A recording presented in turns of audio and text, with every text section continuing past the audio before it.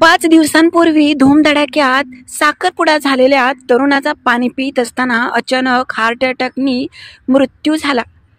ही घटना गुजरातमधील सुरत येथे घडली असून त्या व्यक्तीचं नाव ऋषभ गांधी आहे। त्याचं वय 27 वर्ष आहे आणि वडिलांचा कापडाचं दुकान आहे। त्या दिवशी वडिलांसोबत तो कापड दुकानात बसला होता। अचानक छातीमध्ये दुख लागल्यामुळे काउंटरवर असलेली पाण्याची बाटली घेतली आणि पाण्याची बाटली घेऊन तो पाणी पिण्यासाठी त्या बाटलीचं टोपण उघडू लागला।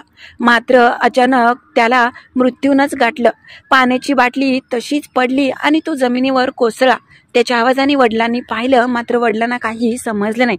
दुकानामध्ये इतर गिरायकांनी त्याला उठवण्याचा प्रयत्न केला। सुरुवातीला त्यांना वाटलं की कदाचित तो बेशुद्ध झाला असेल, मात्र पाणी वगैरे तोंडावर मारलं तरी पण त्याने हालचाल केली नाही। वडिलांनी ॲम्ब्युलन्सला फोन केला, मात्र तोपर्यंत खूप उशीर झाला होता।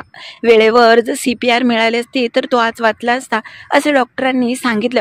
मात्र घरामध्ये लग्नाचा आनंद अचानक दुःखामध्ये बदलला आणि घरावर दुःखाचं डोंगर कोसळलं आहे।